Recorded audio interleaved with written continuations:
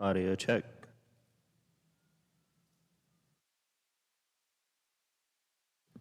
Test, test. Jackie, can you hear that okay? Okay.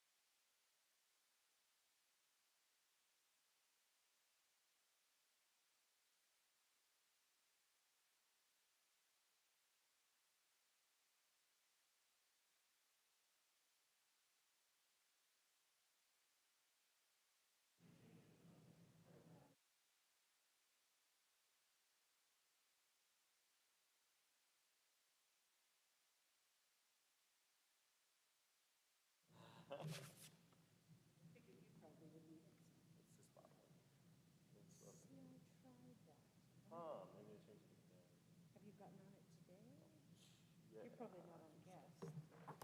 This one's not, my phone is on yes, though, 'cause I don't have staff for that. Yeah, my phone's still on guest, so it should still be this one.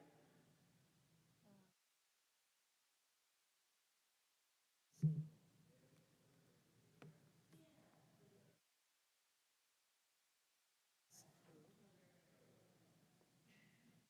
Yeah, that's what I have.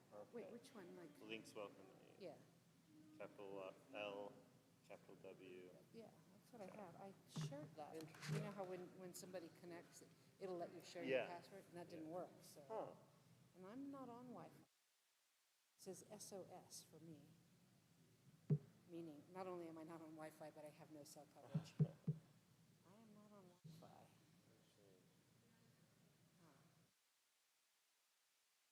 Try entering it again and see if it. All right, do that. I tried entering it on his phone. Oh, okay. And not working. Dang. Somehow. Yeah. It just says incorrect password. Huh. All right, I'll see if somebody else knows. Okay. That one's working.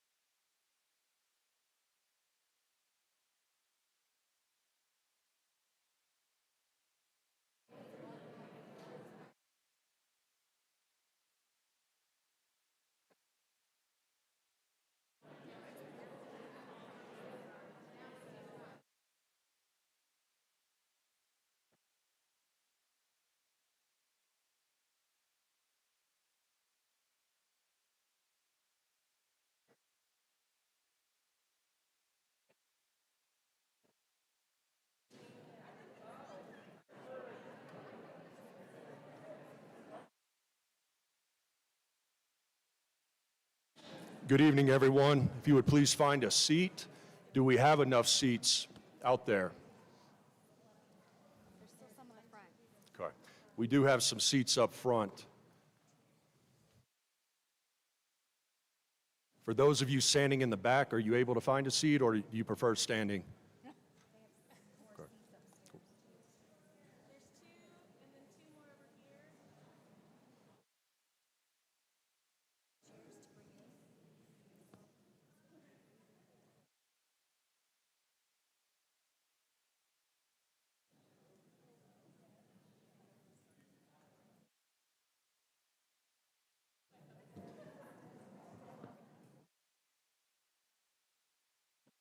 We may be a little delayed in our start. We're going to try to find some more chairs so everyone can have a seat.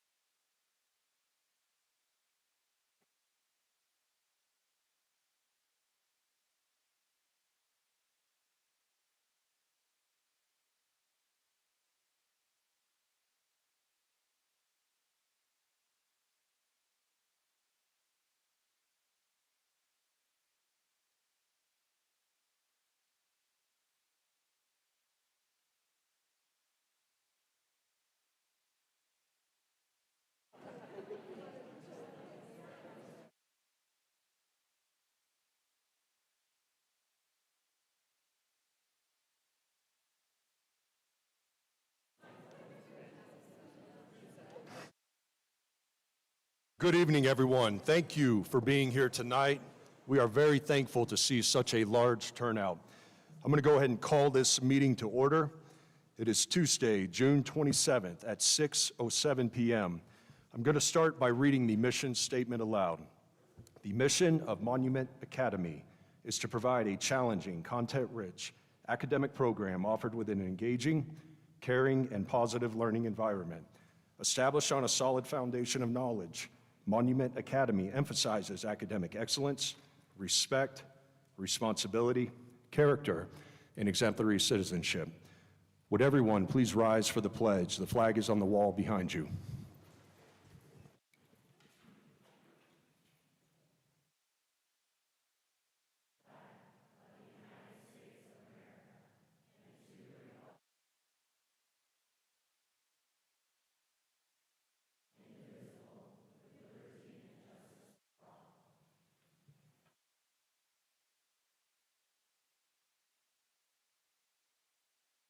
Thank you, everyone. That will lead us into our roll call for tonight. Mrs. Belisle. Here. Mr. Buchkowski. Here. Mr. Carley. Here. Mrs. Clinton. Here. Mr. Gears is excused tonight. Mrs. Hoyda. Here. And Ryan Graham is present. We do have a quorum. We will proceed forward with our agenda tonight. Board, do we have any additions or corrections to the agenda?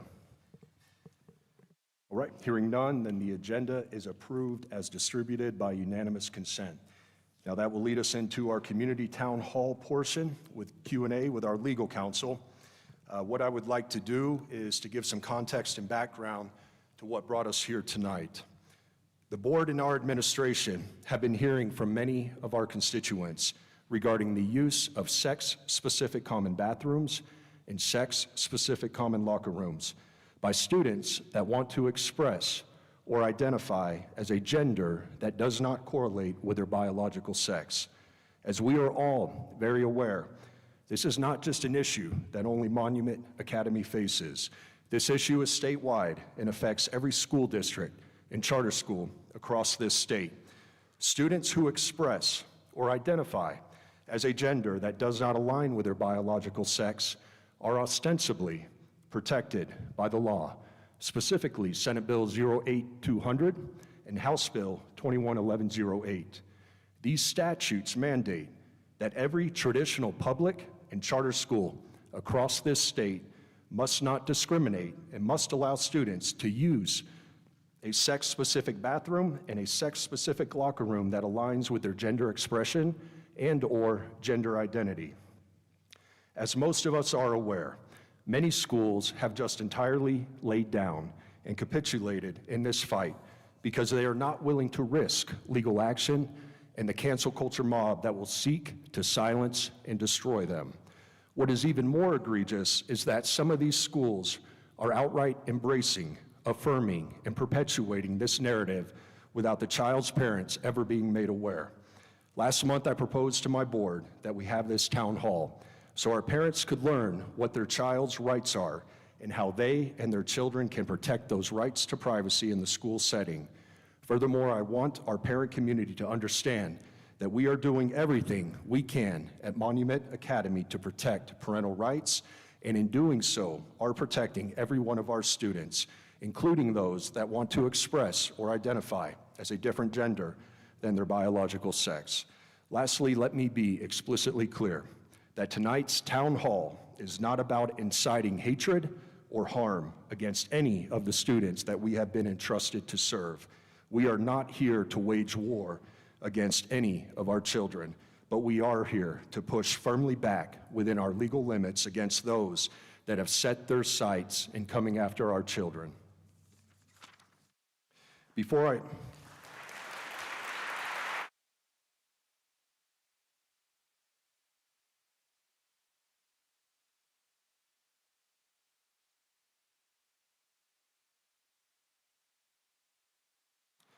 I turn this over to Brad Miller, legal counsel for Monument Academy, let me lay down 5 rules for tonight's meeting. Number 1, we will maintain decorum and be respectful of one another. There will be no personal attacks, insults, badgering, or harassment. Number 2, You will have an opportunity to give a comment or ask a question when we open it up to that portion of the town hall. Number 3, you will need to come up to the microphone and state your name and whether or not you are a Monument Academy parent. Number 4, please try to keep your comments or question to 3 minutes or less, and then we will give Mr. Miller the opportunity to respond if a response is warranted. And lastly, we plan to have a hard stop no later than 8 p.m. so we can proceed to the next item on the agenda, which is board discussion and action around the resolution. Mr. Miller, I will turn this over to you, sir.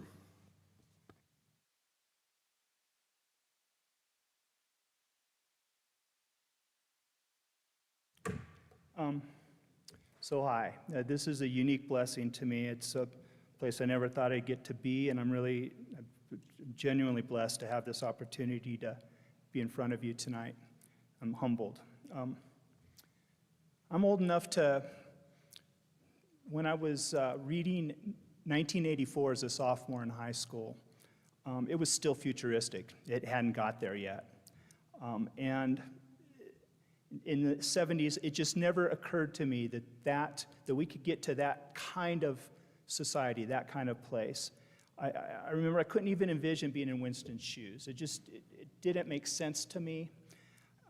He had the secret journal, remember, and because saying out loud the doubts that he had about the party and its truths, it was too dangerous. He even got to the point where he doubted his own conscience because no one around him had the courage to speak the obvious truth. Late 70s, when I was in high school, we were worried a little bit about Gorbachev, and David Bowie had this great song about the Berlin Wall, but we weren't really thinking about a time where we would be, our civil liberties would be at risk. And we definitely didn't think that the day would come when we would need to keep our thoughts to ourselves about government stances that were objectively untrue. And yet, I sort of think that a sophomore today might read the book and think to himself, if it was called 2024, it might be on target. It feels like we're right around the corner from a time when we could get arrested for having beliefs that are not in line with the party.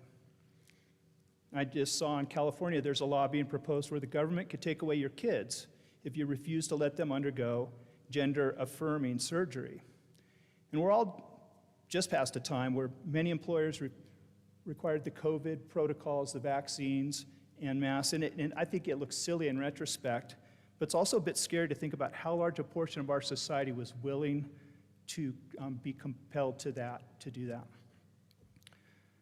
Tonight, the MA board and leadership want to invite you into a little conspiracy, and they want to ask you to join them in being thought criminals like Winston was at the later part of 1984.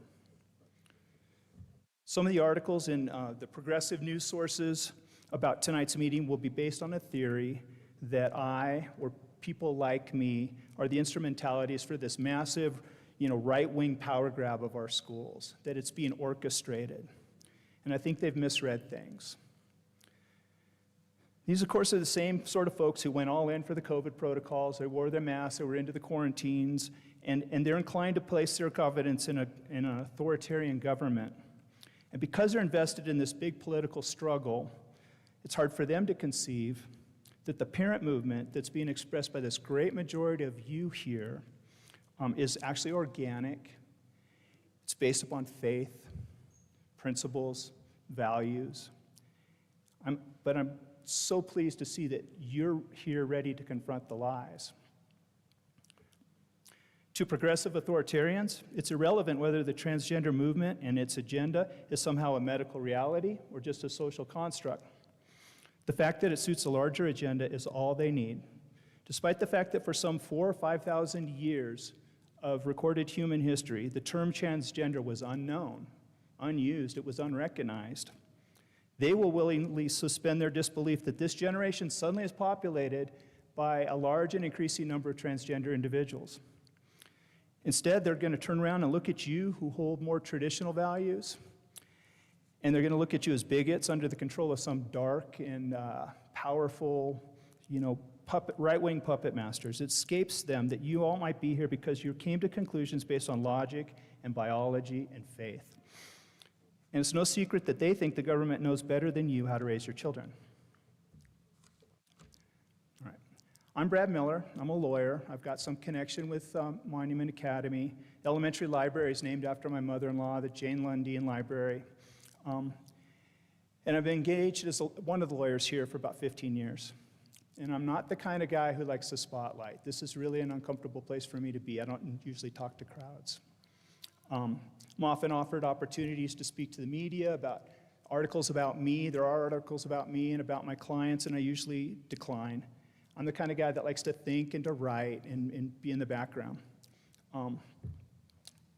At my family gatherings, if you know my family, I'm the one at the side of the room. I'm watching.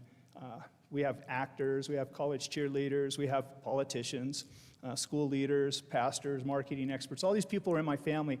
I'm the nerdy guy that sits in the back and just kind of watches, because I've got this odd specialty that nobody understands. I'm a school lawyer. So I share a trait with a couple of my heroes.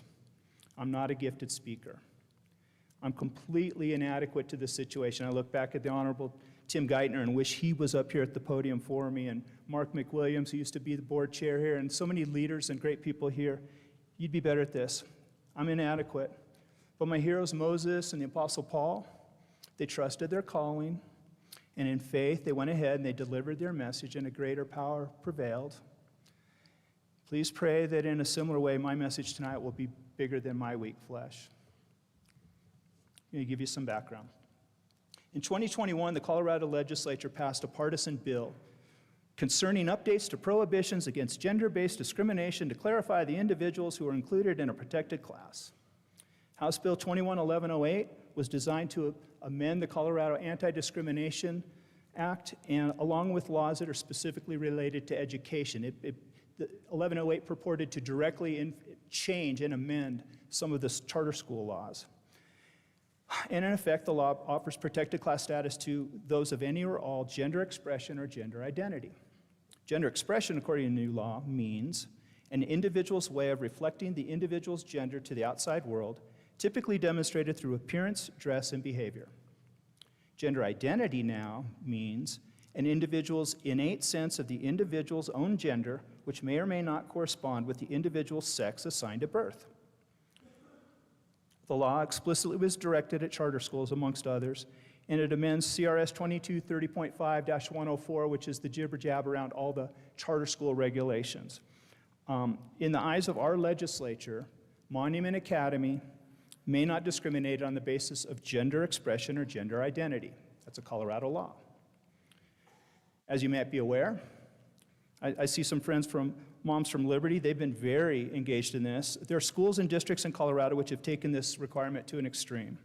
We've all read reports where schools have actually adopted policies or practices to direct staff members not only to recognize the adopted gender expression or identity of children, but even to hide this from parents. This extreme position has led to situations where teachers and staff members have lied to parents about their own children's gender expression, pronouns, and even bathroom usages. Others, thankfully, have been more reasonable, other school districts and charters, and at least have a position of informing parents when children choose to express a new gender or identity, or to identify by gender that was not assigned at birth. MA and some of the other schools and districts I work with have led the way. I'm really proud of these guys, and pushed it a bit further, and they've involved parents in the dialogue and decision-making around these issues, and I'll explain. In February 2022, a little over a year ago, this board, Lindsay and Ryan both signed it, adopted a bold proclamation. You can find it on the website. It was an effort to clarify that MA wishes to place the authority and responsibility for the education and well-being of children in the hands of their parents. Unlike our authoritarian friends, MA was determined to support the liberty and dignity of each student and family, and appealed to parents and constituents to vote and to advocate in ways that would encourage our elected representatives to take stands for privacy and protection of students. And then Tim Geithner resigned. But Don Wilson, look at you there too, right on, came in, and it was a unique proclamation. I'm very proud of this administration and board. Unfortunately, though, our great representatives notwithstanding, our state continued to move in a direction quite opposite of these principles espoused by MA. Regardless of how MA has worked to be a partner with parents in these matters, perhaps it's no mystery why we're experiencing a rush into homeschooling in Colorado. We saw overreaching, completely indefensible COVID protocols that were mandated by state and local government. Back to Tim, your wife, Carrie Geithner, a commissioner, did a great job of pushing back on those mandates. We're grateful for that. And then the CRT and the sexual ideology agendas were unveiled during the remote learning period, and parents all over America began to discover that some schools and teachers were utilizing their roles to introduce doctrines and worldviews contrary to those of parents to these children. And so now we're seeing even more coordinated and determined efforts to undermine parental access to information, and by extension, parental authority in the education decisions related to their children. A lot of bad news. These legislative efforts are now law, but there's one remaining protection, and I want to talk about that for a bit. The U.S. Supreme Court, in a case decided in 2000, upheld the constitutional rights of parents to oversee the care, custody, and control of their children, interpreting the 14th Amendment, which says that no state shall deprive any person of life, liberty, or property without due process. This case affirmed comprehensive parental authority in the education of their children because it's a fundamental liberty interest. That case is Troxel versus Granville in 2000. So from this stems a number of things that we recognize as absolutely parental rights. Medical decisions, special education placements, choice of school, courses, opting in or out of your image being on school productions and so forth. And the list goes on and on. Parents are in charge of these critical decisions. The MA board and school leaders agreed that this authority should extend to decisions regarding a child's gender. To be clear, under Kim's leadership, your great school principals, and this board, MA has never lied to a parent of a child who may have wished to be recognized differently than how they were born. They've been forthright and candid in their interactions with the affected parents. It's been raining so much, I got mosquito bites everywhere. I'm sorry to itch there. So the protocol that was established at MA for any known requests for alternative gender expression or recognition of gender identity, as is the case with other schools and districts I work with, is that both custodial parents are invited into an in-person dialogue with the school leader, and in this meeting, the family would be asked to carefully consider the ramifications and the options connected with these choices, including the issue of privacy and modesty of other children. A written plan would be designed and implemented which would define the boundaries, which staff members would be informed, and other details like that would be addressed. Unfortunately, the challenges keep growing, and with that in mind, the MA Board of Directors, in close alignment with the lead administrators, Kim and the team, I got to meet with all of them, wishes to go further. In reliance on the Supreme Court's authoritative ruling, MA has carefully considered the adoption of a resolution, which it'll introduce tonight, and a plan which is as bold and as parent-friendly as can be without blatantly confronting the law of Colorado. So in short, the board's resolution will declare that no student under the age of 18, which is the age of consent, make a decision to express an alternate gender or to adopt an alternate gender identity without detailed written consent of both parents. The choice will need to be undergirded by formal record changes in our student information system, currently Infinite Campus, I believe. MA will not condone or promote instruction or materials which promote or encourage transitioning. When and if there is a scenario where the parents direct the school to recognize a child's gender expression or identity differently than birth, MA will then encourage and support all school families to be empowered to take actions, including legal action, to protect their children's right to privacy under the Fourth Amendment. And MA will adopt, additionally, legally compliant protocols to further protect the modesty and privacy of all students. So these will be the manner in which we handle these things, and that detail will be down the road a little bit. I would say that the MA board and administration intend to take a stand. I don't think that for them it's a matter of pride or for the purpose of publicity. I think that each of these folks quietly listened to a still small voice and decided that if nothing else, they needed to speak up for those who can't speak for themselves, for the rights of all who need an advocate. Their plan is not to overcome evil by evil, but to overcome evil with good. And here, what is good is to not accept the lies of the authoritarians, that this modern movement is somehow a biological reality, or in any way an appropriate issue to be placed before children. As this board resolution is adopted in the policy over the coming weeks, it'll be the first of a kind in Colorado. I'm going to stop here and appreciate your patience with me walking through this. And I'm going to open the door to us having a town hall type of scenario where I'll probably predominantly answer questions, or I'll be the first. You'll direct questions to me. We might have board members responding as well. And if you're so inclined, we've got a microphone right there, and folks can line up, and we'll take questions or comments or whatever you got. Thanks for your time.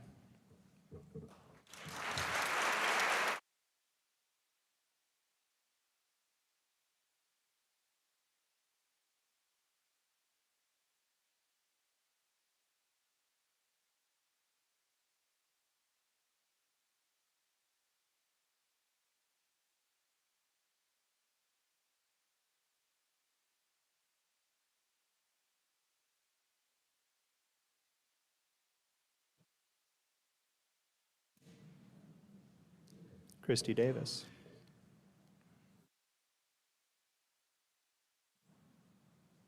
There should be a button at the bottom. I don't know. I guess I don't know. Okay. Good evening. My name is Christy Davis, and I am a mother of 2 children here at Monument Academy, the VP of our PTO, and I am the co-chair of Moms for Liberty in El Paso County. I'm going to read a statement from myself and Darcy Shunning, the other co-chair of Moms for Liberty. Thank you for holding this important event this evening and for your willingness to hear from parents whose children have been harmed by the destructive parents of a very vocal minority. The dangerous weaponization of sexuality and gender by the left has come to small-town America, Monument, and wreaked havoc on our children, their mental health, and their safety. Children deserve to be loved, treated equally, and respected. Forcing girls to compete with boys for sports awards, forcing girls to change next to boys, like at Palmer Ridge this year, and asking boys and girls to use the same restroom is not equality. It's morally bankrupt politics aimed to force a wedge between a parent and their child, a child who's already struggling. It's time to say, enough is enough. This entire movement seeks to weaken parental rights and produce kids who hate their parents while calling for bigger government and handouts. This is communism, and our kids are bombarded with it daily. The state of Colorado doesn't know best. I know best when it comes to my kids. My daughter will never change in front of a boy who identifies as a girl. I speak for millions and millions of parents, and that I am afraid not to call that insanity. Studies have shown that kids with autism are 3 to 6 times more likely to identify as transgender. There's no such thing as a transgender child. There are confused children, and there are adults who use them as political chess pieces. What this really comes down to is that it is an extreme safety risk to our girls to allow boys and men into a women's restroom and changing space. Women who have been sexually assaulted feel especially vulnerable when they are in a closed space and the doors open and they do not know who is walking through the door, especially when they know that these spaces are no longer protected, no longer safe. J.K. Rowling recently wrote an amazing article addressing this. She states, when you throw open the doors of bathrooms and changing rooms to any man who believes or feels he's a woman, then you open the door to any and all men who wish to come inside. That is the simple truth. She goes on to say, I spent much of Saturday in a very dark place inside my head as memories of a serious sexual assault I suffered in my 20s reoccurred on a loop. That assault happened at a time and in a space where I was vulnerable and a man capitalized on an opportunity. I can't shut out those memories, and I was finding it hard to contain my anger and disappointment about the way I believe my government is playing fast and loose with women's and girls' safety. Moms for Liberty is standing with Monument Academy, and we appreciate the effort that you are putting in to safeguard our girls. We will not stand silently while harm is being done mentally and physically to women and girls, nor will we bow to a political movement that is seeking to erode women and provide protection and cover for predators. It's time to treat kids like kids. It's time for the government to get out of our homes. It's time to put common sense back in school. It's time to protect our women and girls. We fully support Brad Miller and his efforts to stop harming little girls and children under the guise of progressivism. Thank you.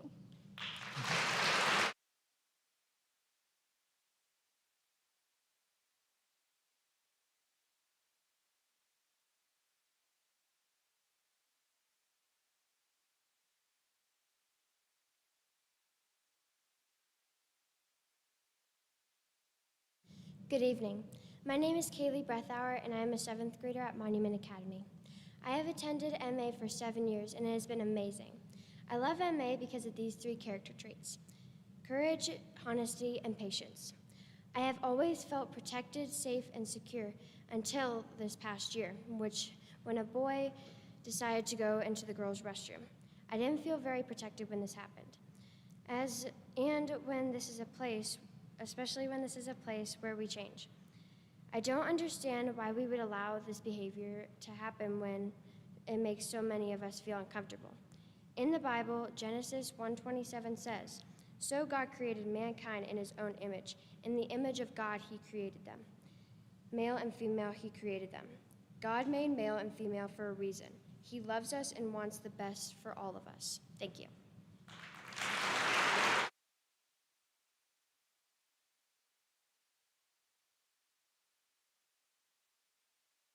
Hey, we are Josh and Wendy Breathauer, and 3 years ago we helped start the SRO program here, so safety is very important to us. And just wanted to say, we care about all these children. It's not your child against my child, and we love all these kids, and I think that's important for us to remember here tonight, is we don't want any of them to be bullied or have insecurity issues, so we love them all, and I think that's important to, we have rights that we want to stand up for, but we do love all of these kiddos. Yeah, and I think we just want to say that the last thing that I think any of us parents here want to hear our children come home from school and say is that they didn't feel protected and safe that day. And that's exactly what happened to my daughter, and I'm sure it's happened to many of your children here. And I don't want that to happen again. And so I want to thank you, Brad, for doing what you're doing. Sure. And I want to thank you, board, for doing what you're doing. You guys are countless hours, and you don't get paid for this. So I want to thank you guys for standing up for what you believe in. And yeah, thank you guys. Thank you.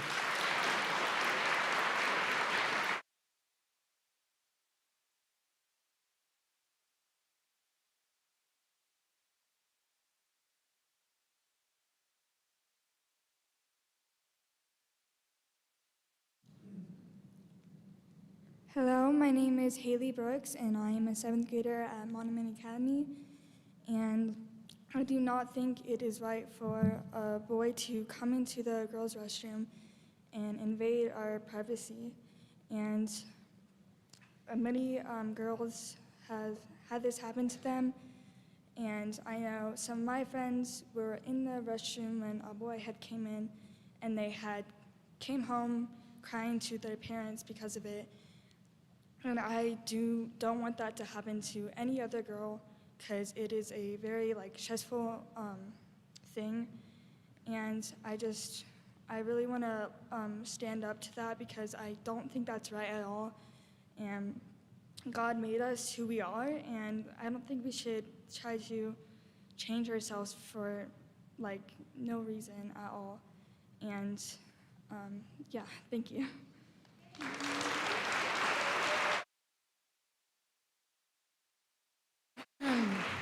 Hello, I'm Haley's mom, Alyssa Brooks. I have 4 girls that have gone through Monument Academy, a 4th grader, gonna be a 4th, and gonna be a 7th. You guys have been awesome with this. I know things started last year, and we all know kind of what happened with a boy coming in to change when my then 8th grader was in the bathroom with a bunch of girls. Her coming home, again, like Kaylee said, not feeling safe at all and very uncomfortable. And I don't know if you've all remember being in middle school. I don't want to go back. I don't know about you people. Because you're going through puberty, you're changing, things are happening to your bodies, and to know that there's a boy that's in there watching, being in there, even if they're an innocent, maybe they just come in, It's very uncomfortable, and it's already awkward being a middle school girl.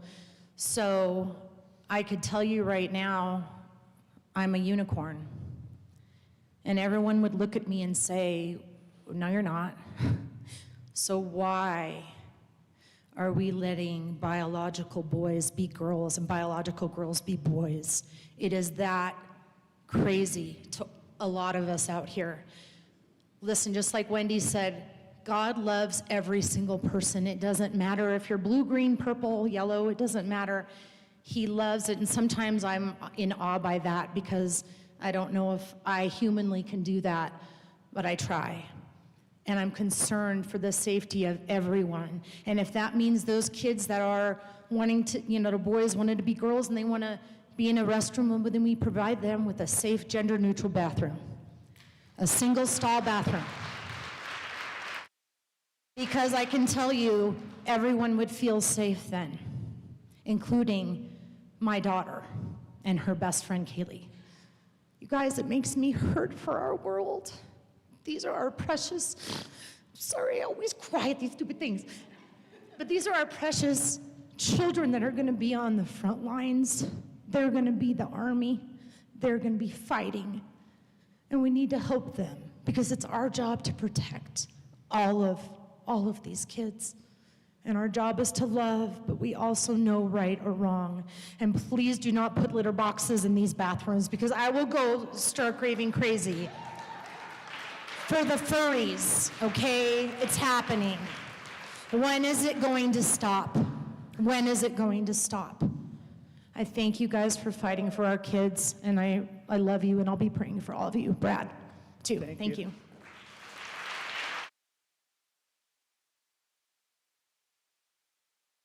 If it's any consolation, I started crying there when I was talking about the board at the end. I get the emotion. I do.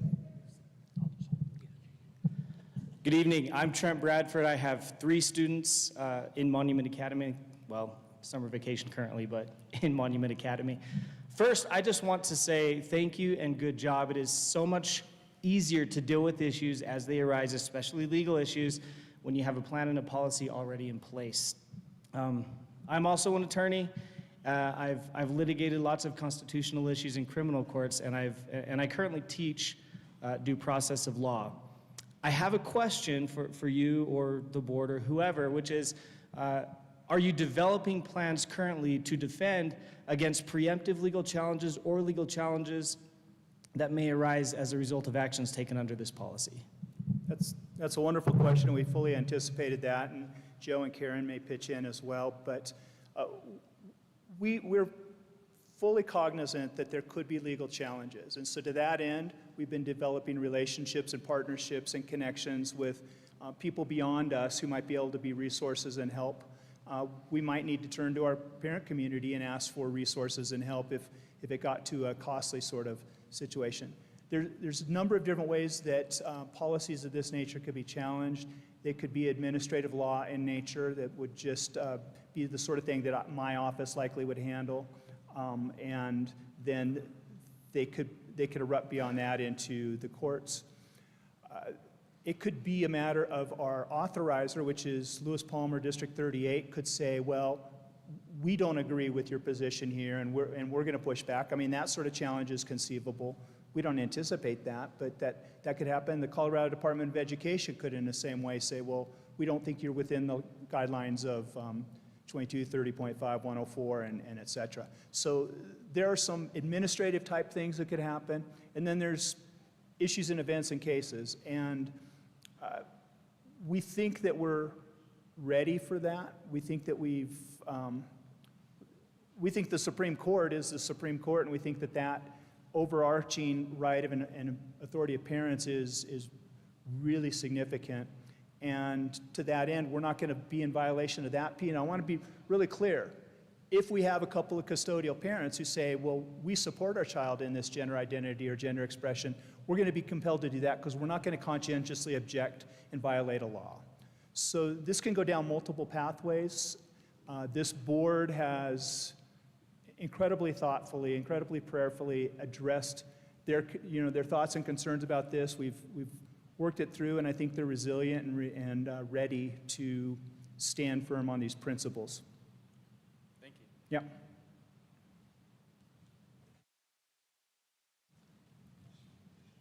Good evening. My name is Bill Muldoon. I'm a father here. My daughter is in 11th grade. My son is in 8th grade. And first, thank you to the board and to legal counsel for your time and your efforts in this.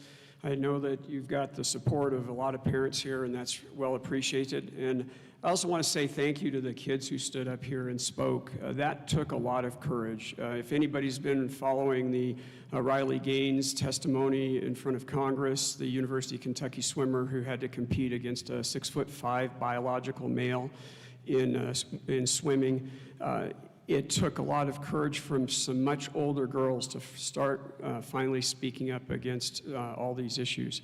But my question specifically is, with the concerns about the shared bathrooms, and I would say it goes both ways. It's not just biological boys using the girls' restroom or locker room, but it can go the other way as well. Biological girl using a men's or the boys' restroom or the boys' locker room, or competing on opposite sex teams. What specific actions are you going to take that do not single out the kids who oppose having or the girls who oppose having a boy in their locker room, or the boys who oppose having a girl in their locker room, so that they're not sent to the nurse's bathroom and I would say discriminated in a different way? Thank you. Yeah. So, really good questions. First, I want to, I may even turn to Kim McClelland on this, but she said really well in a meeting we had yesterday that regardless of what the issue is, this school stands for a set of behaviors and standards and expectations of student engagement with one another. So we're not going to abide by bullying. We're not going to abide by misbehaviors that are contrary to a parent's plan in this. And so a young lady who chooses to do this sort of thing willfully, there's consequences, and they're just set within our behavior expectations and plans, so our discipline measures. But in addition to that, we are working through, and we will adopt policy, and I trust the two lawyers on the far end of this dais to really be consequential contributors to that, but we'll think about working through whether it's monitored bathrooms, whether it's information so that folks can know when the bathroom's clear and not clear and so forth. We will work through protocols to make sure that we've got everyone's modesty and privacy protected in the most appropriate way possible. Thank you.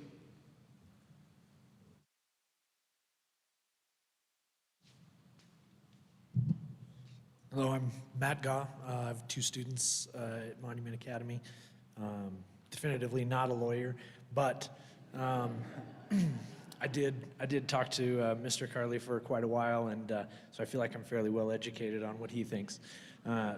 Primarily, I guess my question would be, from a legal strategy standpoint, is the goal here to try to push this as hard as we can to basically make a point, and I mean, you referenced the Supreme Court, to take a case that direction, basically to stand on principle, fly our flag high and proud and do that, or to try and stay somewhat underneath the radar and assume that we've got a very supportive community here, assume that we can keep it under wraps, and if we do choose to do that, how long is that kind of concept sustainable? Right, thank you. That's right on point. So it's ultimately always going to continually evergreen be a board issue to determine. But I will tell you that this board, first, it's pretty clear to me that they signaled that they're not under the radar with having 150 people in a room at a town hall. They are firmly determined to stay on principle. And so to the extent that their approach is challenged, I believe that this board would say, well, we'll take it to where we need to take it. I don't think they're gunning for a fight, but I think they're determined that these principles are worth standing for, and so if it creates a hardship, they're going to take it. And they would pursue it to whatever the logical end level is. Yes.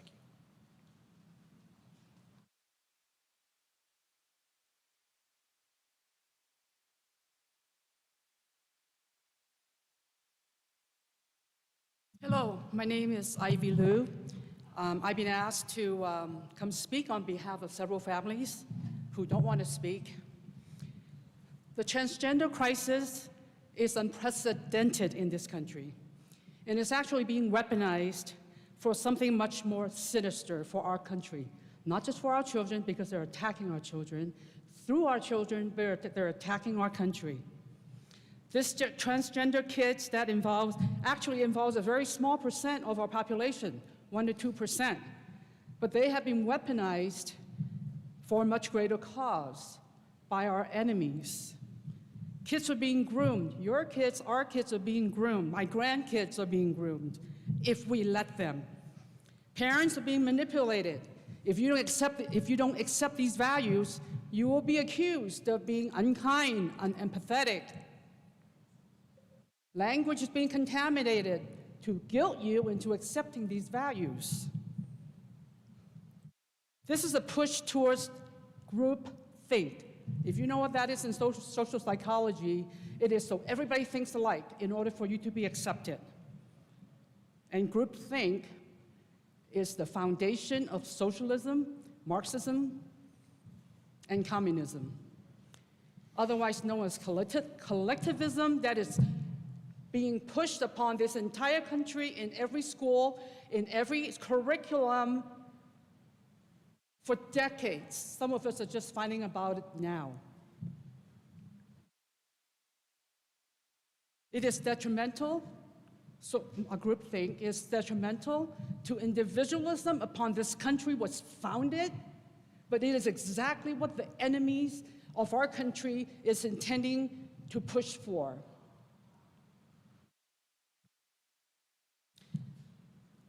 Collectivism is this country's enemy. America is the last wall standing between freedom and worldwide communism. If they take us down, this world will become total communism and we will never see freedom again. So we should look within ourselves and look for that God-given talent.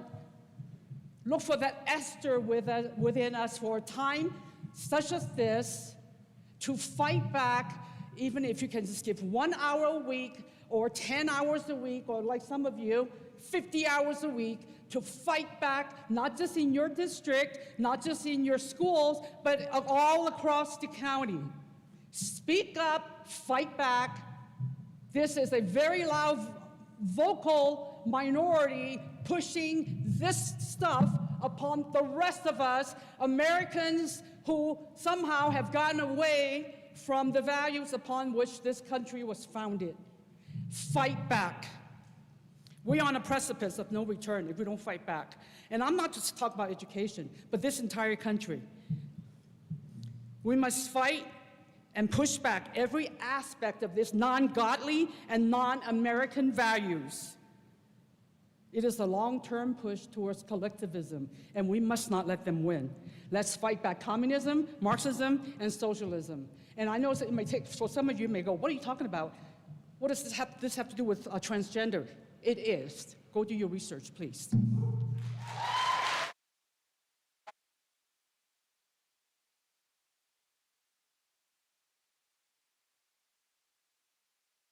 I'm going to take a second to just clarify something that I don't think and sorry, I'll interrupt you for just a second, that I didn't adequately cover earlier. Tonight, the board's considering a resolution. Tonight, the resolution is a declaration of principles and standards, and it will inform our staff and it'll inform our families of the direction we're going.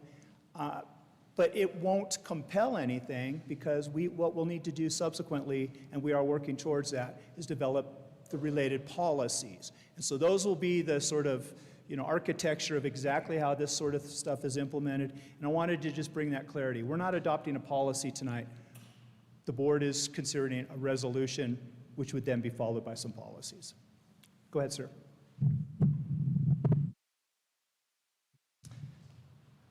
Members of the school board, and for all the guests in attendance, thank you for being here. My name is Nathan Fisk.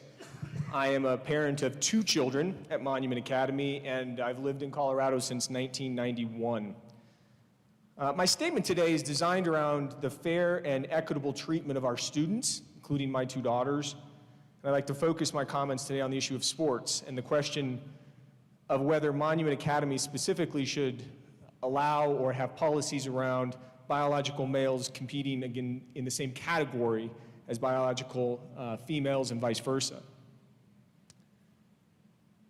Women and men are equal, but not identical. For equality to exist, women must have their own category in sports in which males do not participate. A vibrant girls' and women's sports category gives half the population the same rights and opportunities as the other half. They are equal. 50 years ago, Congress passed Title IX, which created the environment for girls' and women's sports to flourish and do well. Before this law, opportunities for girls and women in sports were almost non-existent in certain sectors of education and in school. Today, women's sports is a multi-billion-dollar industry in large part to Title IX and what Title IX did to provide that equal footing. Proponents of allowing men to compete in girls' sports argue that the impact is negligible and not many girls are negatively impacted. I would ask this: how many biological women, or in this case our girls, should be forced to give up a scholarship to a biological man?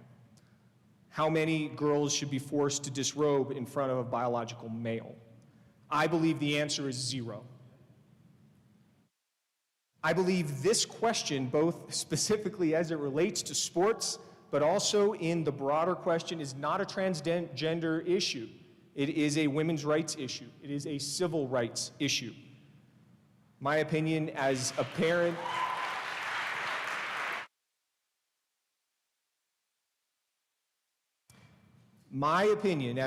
of two daughters, and with, I'm someone who has deep roots in this community, is that we must fight for women's rights. That is imperative. And that means we should unequivocally not allow biological males to compete in women's sports. And my question, and I don't know that it's answerable tonight, but as we move forward with this resolution and as we move forward with policies, I believe that we would be on the right side of history and eventually the right side of the law as things progress. Riley Gaines was mentioned earlier. There are things happening, and I believe we would be in the right side of history to adopt rules for Monument Academy that support and defend women's rights. Thank you.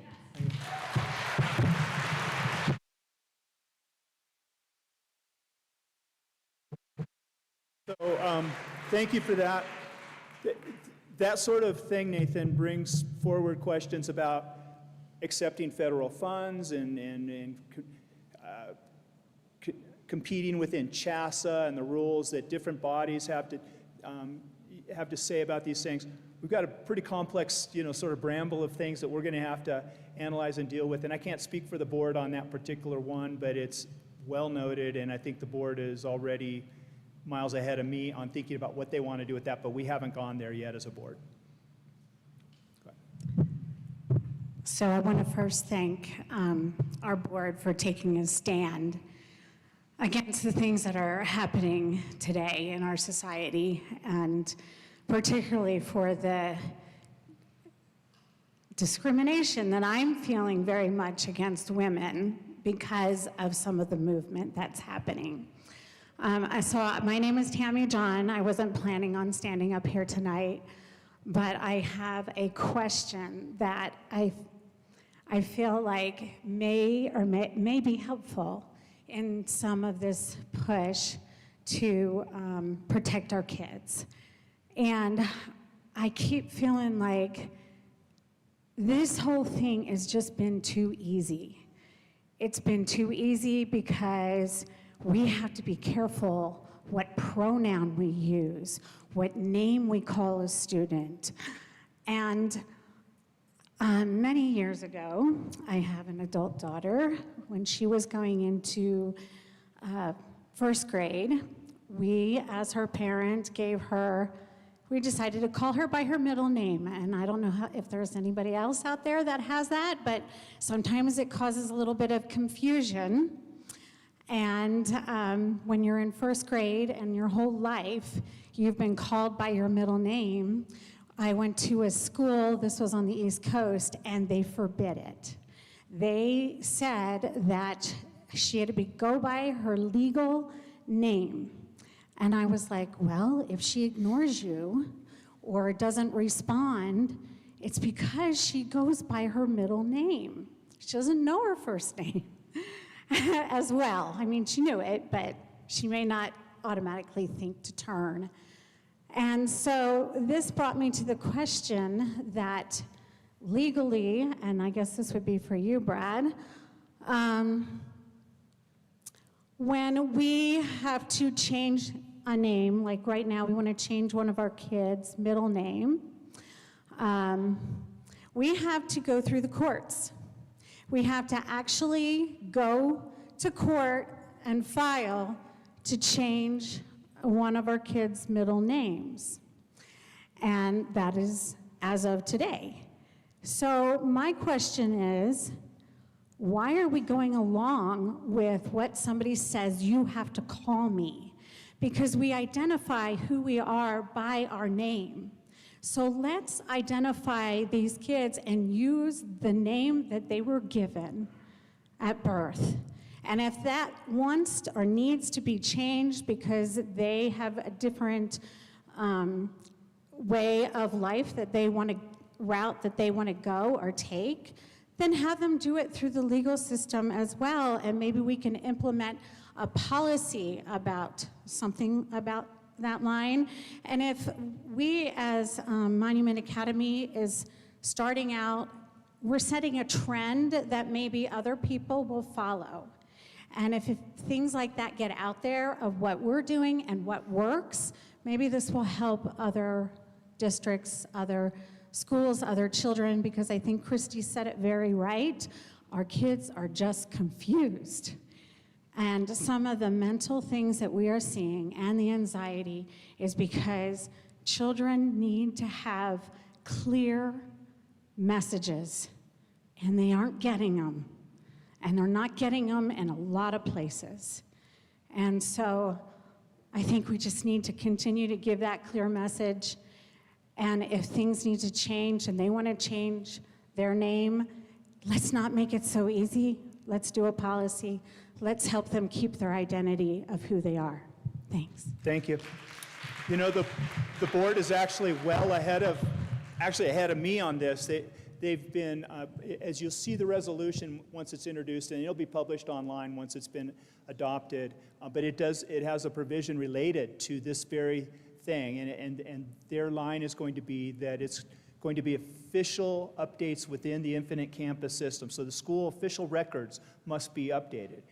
To your point, in some cases that requires a legal filing, and in other cases it may not. But I will say that there is a little bit of a gray area, and this is why we're taking from a resolution tonight to policies in the future. Because let's say my son is named Nick, and he goes into a 7th grade class and says, I want you to call me Nikki. Do we want to inhibit a teacher from calling Nick Nikki?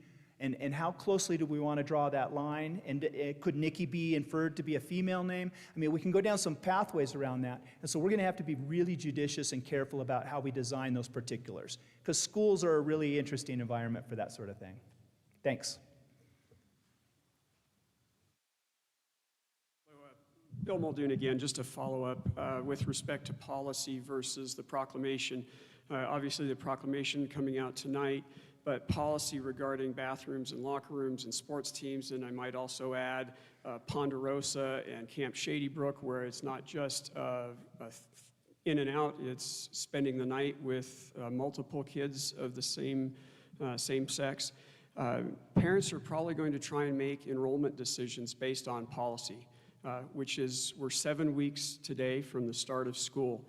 Can we expect a policy available for us to review in a timely fashion to make enrollment decisions before August 15th? Thank you. I would say no. I would say that what you can reasonably rely upon is the clarity that you'll see in this resolution, and its parameters are going to be defined, and those will be intractable. They won't be changed by policy. They'll just be clarified through policy. To your point about, sleepaway camp, I've got clients who've had mass numbers of kids have to decline to go to overnight camp, a band camp, or a preschool sort of gathering camp because of a choice that a student made. And so I'm so pleased that this board has at least achieved this sort of clarity. We'll know, because we will know it in documentation form, if there are any students that are making those sorts of choices that are going to cause us conflict. And to the extent that we do, we're going to be able to inform the rest of our community, make sure that there's clear pathways and ways to maintain modesty and privacy in every instance. That is absolutely the principle that these guys stand on. Thanks.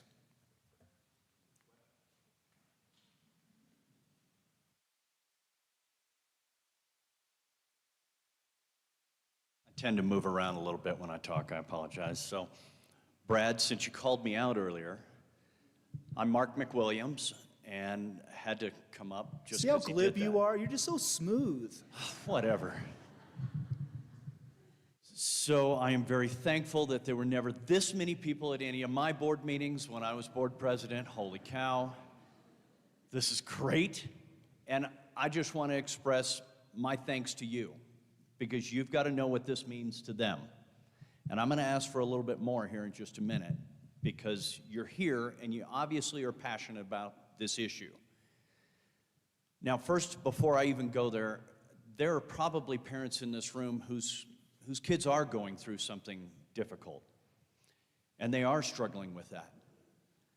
And Lord, we all pray every night that that's not our kid. And how terrifying and scary that must be for them, and how they want to make sure their kid's safe also. And I really applaud our board for making sure that's part of it, that's part of what they're thinking through, that's part of where they're going, is to make sure that all the children are protected and loved. And that's been something that we talked about. But when a group of us were on the board, and guys like Matt Dunstan in the back, and Chris Stoll, myself, built the school, and we were on the board to make this happen, we started trying to brainstorm. What do we do? How do we manage this? How do we manage that might come, where we might have children that need to use a bathroom that's not the one they're supposed to be assigned? So therefore, we went and planned out and said, okay, let's create a room where they can go and they'll be fine and safe there, and the others will be safe. We did not envision that our state government would come up with something so outlandish. We could never imagine it, which this will be my plug right now. Please vote in the future. Okay, off of that. Guys, it's essential. Otherwise, we get laws that we don't like. That said, and I'm moving around, and poor Jackie's having to move it. It'll happen, Jackie, you know. I need you to understand what pressure they're about to come under and what they might need. And so I'm going to do an ask right now, since you're all here, and since we've already done previous asks, and Josh Brethauer was up here earlier talking about how we really fought hard to get these guys here. Our policemen that are here and securing and protecting our children from the absolute heinous act of somebody who is off their rocker. Right? You remember that whole, we've heard it happening in other schools. Well, now, this morning, as I was driving here, or driving around town, I said, let me just put in, girls assaulted, and I didn't even have to finish because Google finished, girls assaulted in bathroom by kids in transition. And then it just kept rolling of how often it's happening here in America. And so the passion that we had to make sure they were here, we opened up our wallets, we did big banquets, we did all the gala that we had, everybody came, and I can tell you that we raised between $150,000 and $160,000 each year to do that. And that's what got them here, and got really great blessings of a bonus to all our teachers and staff. We like that, right? Good. Guess what? If they come out with a resolution here that's different than what our state likes, different than what other people like, someone may sue our board. If you believe in this strongly, please keep your checkbook ready. Whether we have to create a legal defense fund to defend our schools and our board, whatever it takes, and I'm asking you right now to tell them and show them that we're behind them, to include with our passion, our hearts to love the school, but also with our checkbook, because they might need it in a legal defense fund to protect and take this as far as it needs to go. Sound good?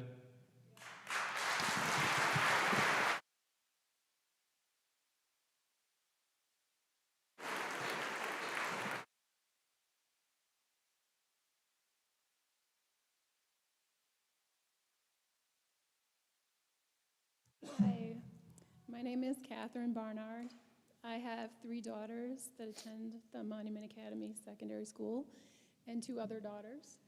So as the mom of 5 girls, I just want to thank you so much for taking seriously your responsibility for their protection and their right to privacy. I really appreciate it, and you guys are very strong, and I'm standing with you for sure. I would also like to say that when you do get around to creating policies, I would strongly advocate for not allowing biological males in the private spaces of females or biological females in the private spaces of males, because there will be incidents that happen. As he was just saying, you can just Google it. There's always somebody that will take advantage of it. You know, most of the people are really just trying to figure things out. I understand that. But there are people that will take advantage of it. And I don't think it's the state that's going to be liable for it. I think it's going to be the school. You know, besides the tragedy that would happen, I think it's also important to maybe consider that. And I'm not a lawyer either, but maybe you could just talk about that. Like, would the school be liable, and what does happen in those cases? Because I think it's a real concern. But I really mostly wanted to say thank you. Thank you.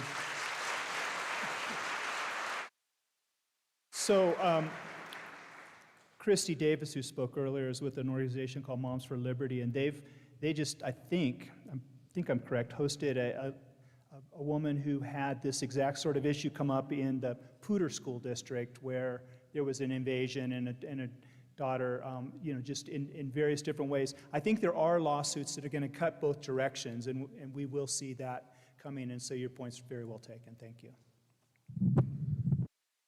Hi, my name's Melissa, and I just want to say I walked in here not really knowing what I would hear, and you guys made my night.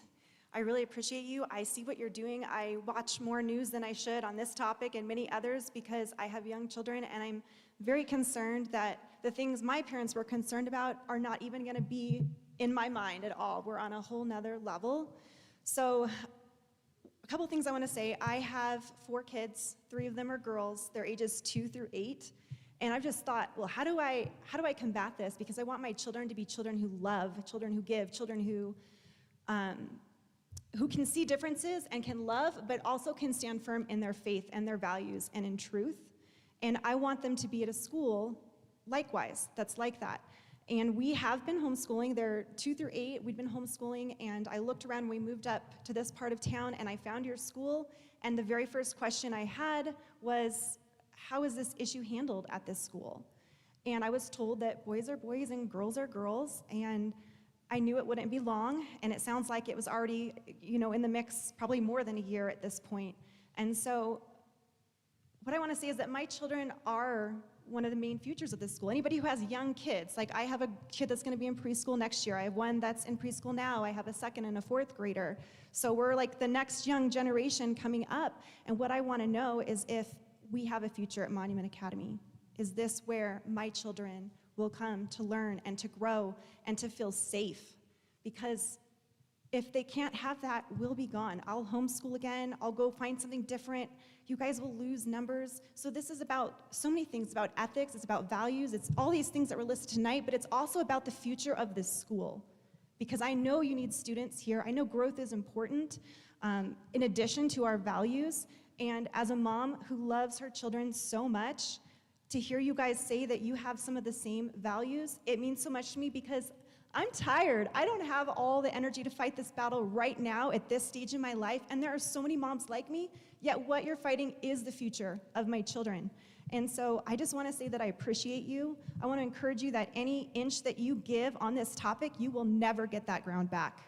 So fight for what you want now at the highest level because you can't go back. And my children will pay the consequences of that. So we support you. We're here for you. Let us know how we can help you. When I get more sleep, I will be out there with you guys in the trenches. Until then, no, we're all in different stages, and I just really value what you're doing. Please don't quit. Please fight for the highest level of everything that your people want at this school. We are your future. We love you guys, and we want to help support you in this. Thank you. So, if I can put a exclamation point on that, if you don't mind. I deal with these sorts of topics. This is sort of my practice. I'm dealing constantly in the areas of culture in schools, and I take positions that I find myself embattled quite a bit. And it's very, very lonely. It's very, very hard, this is super encouraging to see. Frankly, I've not seen this many friends in one room in, I think, my history of my practice. These guys need this constantly, and what she said is exactly right. You can't just be out here on some sort of, pinnacle, standing out there with your little shield and taking the arrows all by yourself. You all need to be supportive here on a continuing basis. It's hard stuff, and there will be attacks. Go ahead. Hi, thank you all for doing this tonight. I'm too tall for this. I'm Andrea Daddario. I'm a mom, MA mom. Just go ahead and yank it out. Yeah. Thanks. I have 2 7th-grade boys and a 6th-grade girl. And I'm also a pediatric dentist, and I've been working in Colorado since '09. As a specialist, I see pretty much a lot of kids with anxiety. If you're anxious at a general office, you get sent to my office. I also see a lot of special needs and a lot of younger kids. I've worked all through COVID, and I've definitely seen a lot of differences in our communities. I see tens of thousands of kids every year, and all districts. I talk to them a lot. I just feel like I'm a very good resource on what these kids are going through. And I feel like my heart's like this because I'm very passionate about it too. I've also been on the board for Head Start. The anxiety I'm seeing with children right now, and it's mostly middle school and some high school, it is through the roof. It is really bad. We are having to constantly update medical records with medications. We're seeing crazy side effects from medications we've never seen before, especially with the teenage group because they haven't been on certain meds before. So it's definitely a different field that I'm in right now. It's a lot more psychological than I ever thought it would be. I thought I could just fix teeth, but there's a lot behind it. And my concern is that you all, I appreciate y'all are grouping in the parents and informing the parents. I think informing the parents is wonderful. But with my interaction and expertise, I've seen a lot of parents that are very okay with a lot of different things that their child's going through, and a lot of parents perhaps aren't well knowledgeable about what's going on, and a lot of parents are also checked out. In my field, I also see a lot of foster kids. I see a lot of kids that are taken over by their grandparents because their parents aren't there. So in an ideal world, when we have involved parents like we do in this room today that are very caring of their children and want to be there, the systems that we have in place work great. But when we need to take a child and also help possibly mentor their parent, maybe their parent's going through something rough, there's something going on, because all these kids I'm seeing are acting out, right? They're doing something to compensate for something that's going on in their lives. So do we have I know we have counseling, but do we have something very proactive? And mental health is kind of getting washed out right now, right? We don't want to medicate these kids, but we need to address, is there a problem? Is there an issue that's causing this? And also counseling, transgender, you have a 50% chance of suicide. do you as a parent want to encourage this? Can we help? Can we maybe push this off until they're an adult and they have a grown brain where they can actually make a good decision for themselves? So, and I know that sounded bad, but there are different stages of brain development. We all know this.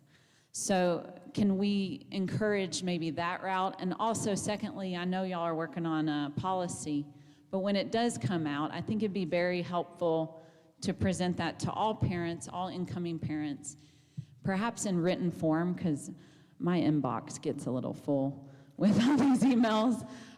But it would be really nice to have that presented out. And I think that would help weed out the families that could have problems with this, because they know what our policies are going into this. And I hear that parents have asked this. We came in right when COVID hit, so, or right after when the schools opened up. So we didn't really ask that many questions because it wasn't an ordeal at that time. But I'm sure now y'all are getting more questions. But for both existing families and future families, when this policy comes out, can we be very open about it to everybody as well? So I'm going to ask Kim to answer part of the question, but I will say that this board actually publishes all of its policies online. It adopts them in a public meeting. It usually takes 2 readings before they do so, and they oftentimes will distribute announcements of these policies. So in that respect, everything is incredibly transparent. A core knowledge classical style school, I'm pretty familiar with it. My 4 kids all went through the classical academy for the most part. And there is residing within that such a matrix of supports. It's actually, in my estimation, more protective of students' anxieties and needs. And Kim might talk about a program that they use in addition with that. But go ahead, Kim, if you've got anything to add. So you're speaking my love language when you talk about wanting to educate parents.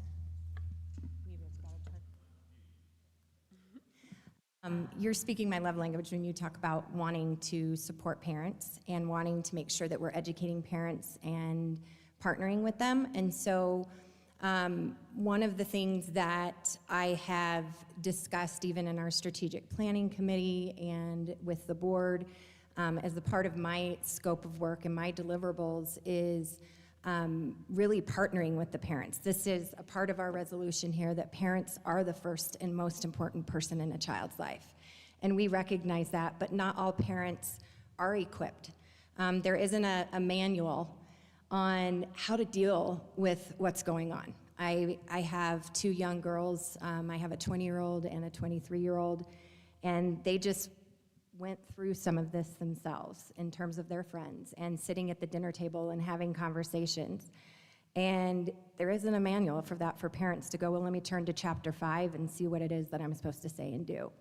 And so my belief, and I know the board's belief, is to partner with the parents. And part of that is education and standing side by side and being able to provide training opportunities. Maybe it's parenting classes.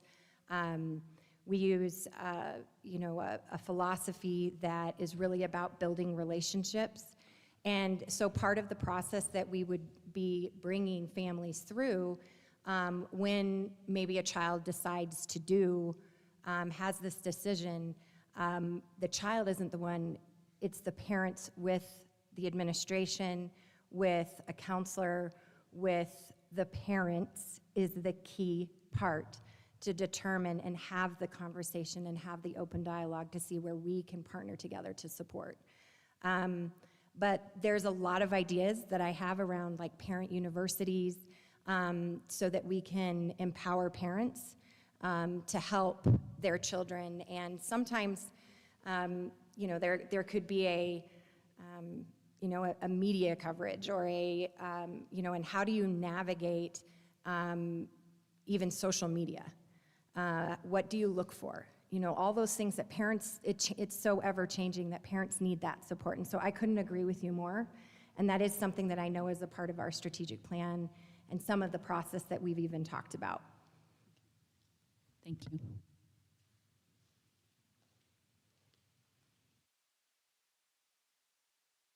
Good evening. My name is Mandy Lee. I'm a parent of 2 kiddos at Monument Academy, a 4th grader at the West Campus and a soon-to-be 7th grader here at the East Campus. I really just have a couple of questions for you guys, and before I jump into that, I want to say thank you. Thank you for the work and the effort that you guys are putting in, and I did not expect to get emotional. I know that this is sticky to navigate, and honestly, even in our comments and our conversations tonight, we probably demonstrate some of our ignorance because there are so many laws, so many court precedents and things that go before us that you guys have to take into consideration in all of these things. And so first and foremost, for the resolution that you already presented, I appreciate that you are navigating that in a way that causes parents to be a part of the conversation, to think deeply and critically about the decisions that they are making alongside their student and their child and how that impacts their own student and others. It's phenomenal work that you guys have already done, and I don't even have a lot of things to tell you about how you navigate this in the future because I can see that you are taking all of those things into consideration, and I'm thankful that you guys are our board. So I appreciate that. The question that I do have for you revolves more particularly around the fact that we have already seen this year that when we put a policy forth, when we put a proclamation or a resolution forth, the community will respond. Not just all of us who are here this evening to support what you guys are doing or to have further conversation, but also those who vehemently oppose what is happening.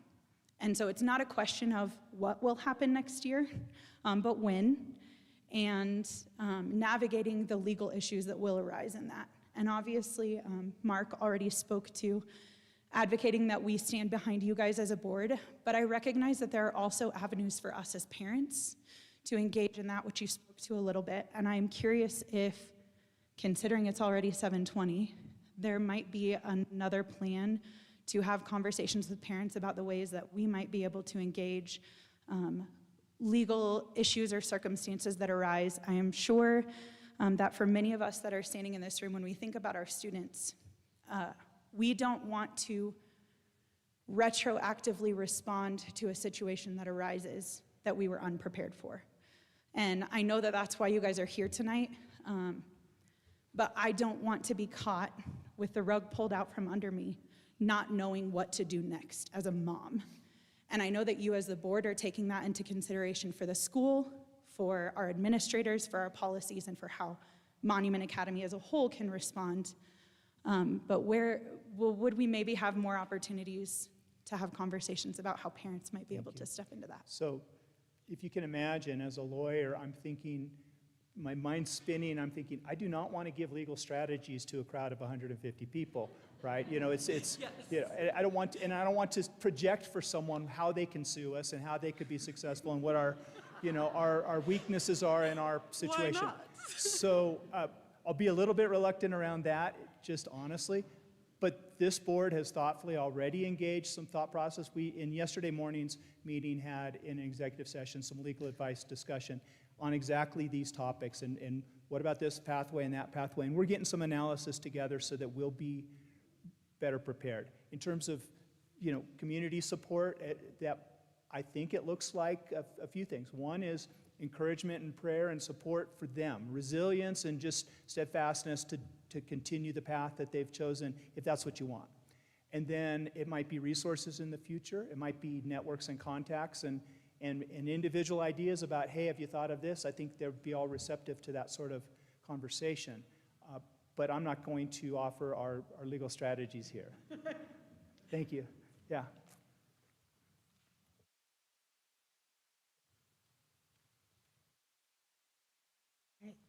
I'm Teresa Nicholas. I was a paraeducator way back when Jane Lundeen was my principal. We were in the trailers down the hill down there. So I am a long time. Both my girls went to this school, and now my grandson's going to this school. I was going to address the mom that has the homeschool child. You will be no better school. They will get the most fabulous education here. They will be cared, they will be taken care of, and they will feel safe. My grandson comes here now, and I don't have to worry in the world that we live in when those doors close, and I know that little boy's in that school, that he is safe and that every teacher and every staff member and every parent that's volunteering there will take care of them. So all I can say is volunteer, volunteer, volunteer. I'm there all the time. You should see me all the time. So I just want to thank you guys for making this so open tonight, and just keep doing what you're doing. We're so proud of you guys. Thank you.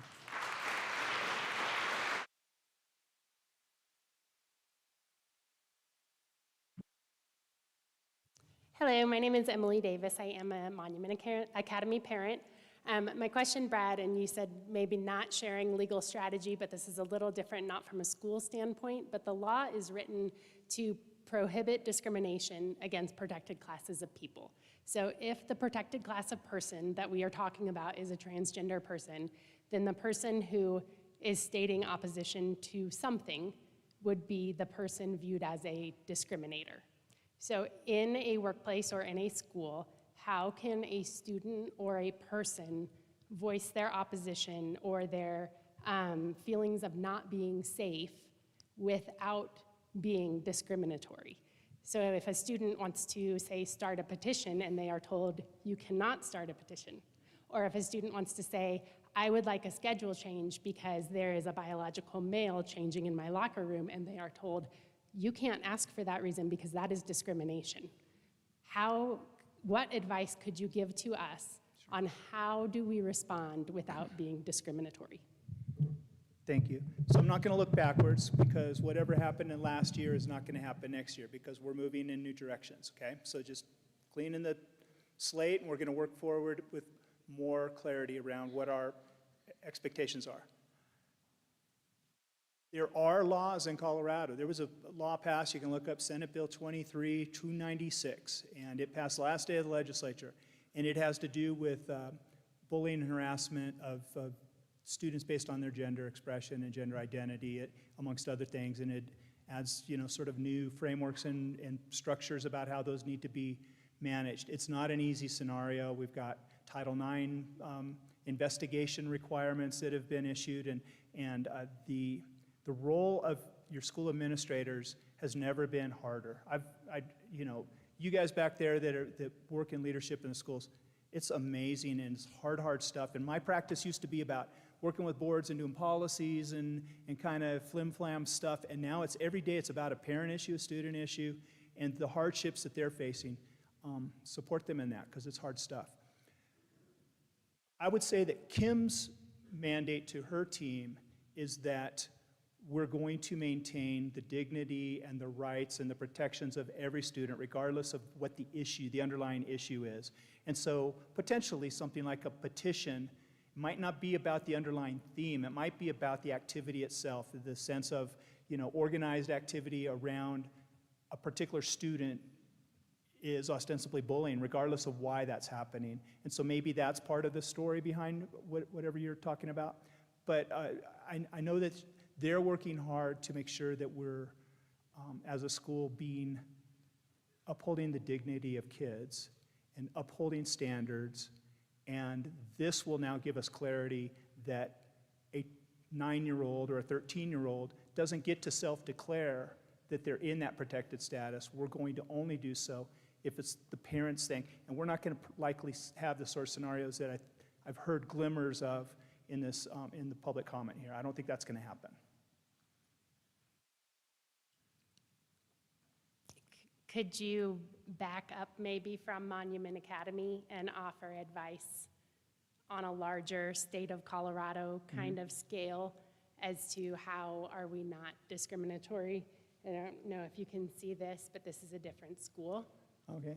That's why I'm asking. Oh. For other schools, for other workplaces, Yeah. how can we stand unified in agreement on the issue and yet not cross a line where your student who maybe says, I'm not comfortable, is then punished or made to feel as a discriminator? Not in Monument Academy.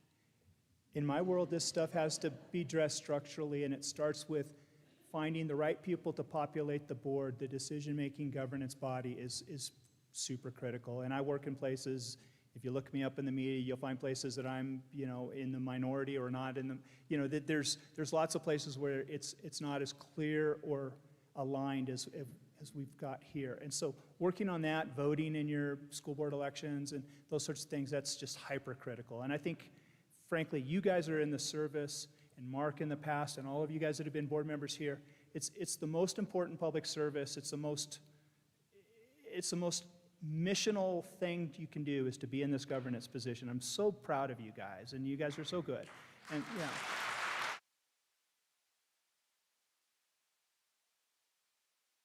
And so I think it has to start there, because I've seen a lot of people come up to podiums like this, shaking like I was at the start of my conversation earlier tonight, and it feels good and it gets some things out, but you got to start with building the governance. I don't think there's any other way.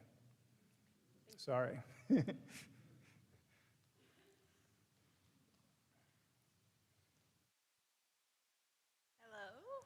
My name is Stephanie Rice. I am a mom of two boys, a 7th grader and 6th grader here at Monument Academy. All of this is very foreign, as I have 3 adult children, and when they went through school, obviously nothing remotely close to this. They are 23, 22, and 21, and nothing like this was ever brought up at school. So I just want to encourage you, be strong and very courageous. This group is not everybody that believes the same way. There's a lot of other people that couldn't be here that feel the same way as what we're hearing. So I have a couple of questions. One, as a parent, is there some type of permission slip as parents, just like you ask us, can your child be driven somewhere by another parent's another parent when they're going somewhere? You have to sign that permission slip to give your student, allow them to go in a car with a different driver. And also the online images, that sort of thing. As parents, we authorize that. Can we create something for locker rooms and restrooms where it's not saying, okay, I don't want my kid around this kid, but I'm saying this is where I want my kid to be able to go, approaching it that way. So that is one. And also two, from what I understand, from what I've read of this law, it's basically the funds. If you take our government money, we get to tell you, you have to do this in your school. So have you considered, funds, and even coming to the parents, can we get outside of those channels of funds to bypass this? I realize the implications with sports may be it's important to some parents, but I feel the larger issue of these principles to most of us are more important than a sport being accredited by a certain entity. Those are great questions. So with regard to funds, the law that really is the one that is got a big stoplight in front of us is a state law. And so we really can't afford to not take the per pupil funding from the state. That's our bread and butter. That's how we exist. We could, in some instances, consider, and I've worked with entities that have thought about whether or not to take federal funds, because with federal funds come a lot of requirements, and there's a world in which it would make some sense for a school to consider being outside of the federal funding. And I don't know if that's, something that would happen here. In terms of permission slips on transitions and gender expression and identity, Mr. Kennington has actually been my go-to in my world in terms of thinking through and developing what that would look like. And you've got a great team here that will be a part of the design of when a couple of parents decide that they want their child to be able to express differently. There will be a written plan connected with that, for sure. So as far, I guess I'm saying for our kids, so my boys, obviously, I think we've heard a lot about parents of girls, but parents of boys, they don't like this. It's like you said, it's a very insecure time in just growing up and going through puberty and all these changes in your body. The last thing that my boys want is for a biological girl to come in a Absolutely. locker room, especially as my now going to be 8th grader is considering playing sports. If there is a biological female that decides she wants to play sports and she's in the locker room, honestly, I know he would quit. He would rather not play the sport than have to go through that experience. I don't imagine, frankly, a world in which that will happen at Monument Academy in the future. The policies will address that, and it might look like, for example, that there's a monitor or some sort of process in which, you know, one biological group goes into the bathroom, comes out, they clear it out before the other person or persons go in. There will be some sort of way to do this that is the least invasive, the least, you know, sort of singling out people, but there will be a process for that. That we're not going to place students in that environment. Yeah, Did you want to say something? I respect the modesty, the view that you all share of protecting their modesty. I appreciate that. Kim, go ahead. I just want to add to what Brad said. Think of it as how we differentiate in the classroom. We have to provide differentiated instruction.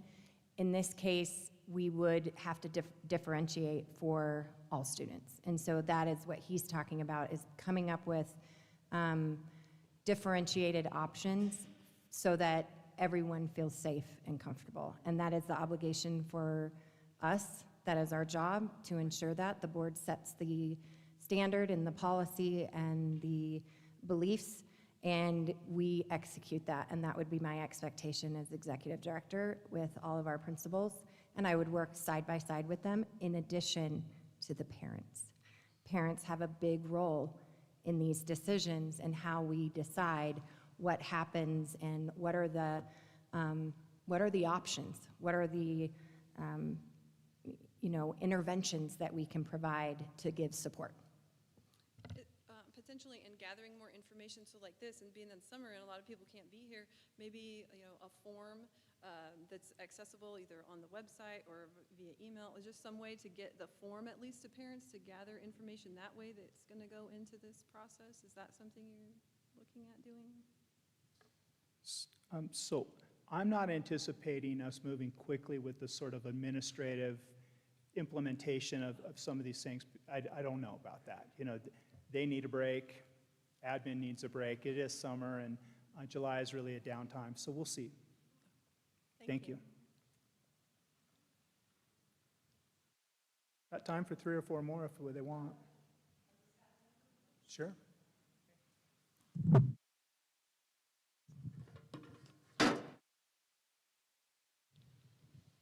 So I'm not an MA parent, I'm a staff member, but my kids did go through MA. And I just wanted to thank the board and Mr. Miller for all their hard work. And I would actually like to say a prayer for you, if that's okay. And if you would like to join along, go for it. Heavenly Father, please watch over this school board, Mr. Miller, and all MA staff and families.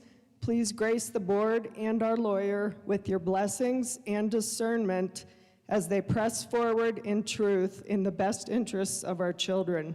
In Jesus' name I pray, amen.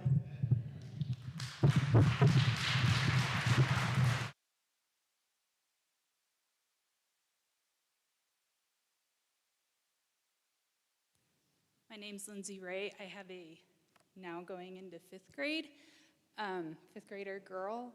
And just to start off with, we've talked through this a lot. We're open and we're engaging with our kids. And her comment was, I'm so thankful to be at MA where these people are fighting and protecting me. So just wanted to give that encouragement that the kids are seeing it too. Not just the parents, but I think the kids are understanding how much is at stake and how much you're fighting. 2 questions. The first question is, I appreciate the the differentiation that you were talking about. However, I can see opposition looking forward, saying that's still discriminatory. Is there any other plans in place, especially like, let's say with the East Campus? I know there's new phases coming along. Is there gonna be any kind of just unisex single stall bathrooms maybe in the works for that? The second question is with regards to the faculty, is there in the resolutions or policies currently, and I'm sorry if you already discussed this, but protection for the faculty as far as being compelled to speech that is contrary to religious beliefs or any other free speech sort of things where they're a parent or set of parents okays the transition and identity change, will then the faculty be required to use pronouns that are contrary maybe to that faculty's religious belief? Thank you. I'll just listen. Thank you. Yeah, thanks for the easy question. Appreciate it. So, as a public entity, as an employer of a bunch of adults, as a non-religious entity, there's no way that this school gets to discriminate on the basis of some of these topics in terms of employment. So I want to be clear about that. What we're talking about in terms of processes and policies here don't necessarily apply to employees. It does apply to the way they implement and interact in their classrooms, but in terms of their own personal lives and views, it would not. So I just don't want to have that be muddled into this. I would say that this board and this leadership's position would be that they would not compel someone to violate their own personal beliefs in engaging with a student, and that this would be dealt with individually, carefully, specifically to whatever instance comes up, and they're not going to compel it. And frankly, I think they would defend, as you'll see in the resolution, the right of people to express their own rights that might be interfered with through gender expression or gender identity issues. So I think the board is taking a pretty strong stand on that stuff. Mr. Geithner, we just have room for two more. No, I'm just teasing you. Hi, my name is Tricia Douglas. I'm the parent of 3 MA children right now. I had 2 questions. One was also related to compelled speech. I may just go a step further and ask if there are currently any laws in Colorado that would address, like all those different bills that you had addressed earlier, do any of those specifically say anything about if the students would be required, you know, could they be forced into any kind of compelled speech with the resolutions that were, or the bills that were passed? So I think it's a gray area and it's a dangerous area, and we live in an interesting world where, you know, what's the proverbial meme people say to lawyers? Anybody can sue anybody for anything. You know, it's whether or not it's going to stick and how that's going to work. In the case of the new non-discrimination harassment type of disciplinary bill that just passed, I think it opens some doors for people who are expressing their gender differently or identifying differently to challenge the way they're addressed. And I'm not sure how it's going to play out, and honestly, I just don't know. I mean, but we don't live in a red state. Yes, for now. My second question was, I'm not going to get all these details right. Earlier, you talked about a SCOTUS decision, I think from '04, that addressed parental rights. And then I think related to that in the proposed resolution was something about the plan would be that if there was a student that wanted to change their identity, you would meet with the student, things would be documented and so forth with a plan of how they would integrate into the school. Could that, if necessary, be utilized by the students who simply want to remain who they are and still have their rights protected? So could my daughter say, in my plan going to this school, I want to ensure that I am not in a locker room with a boy? So kind of using it, I don't know if you want to call it majority, minority. I think in a broad sense, absolutely, that's the intent here. And in the narrow specific sense, I think we've had some very close dialogue as a board and leadership that if there was a student who was for whatever reason, more sensitive, more wanting, not even necessarily worried about being violated particularly, but just needs the modesty, that we will address that through, potentially through the use of staff restrooms or different, closed areas and so forth. Can't promise you exactly how that gets implemented, but yes, there's been consideration of that for sure. Okay. And lastly, thank you all so very much for taking a stand in a time and a place that I'm sure it is very, very difficult to do. We appreciate it.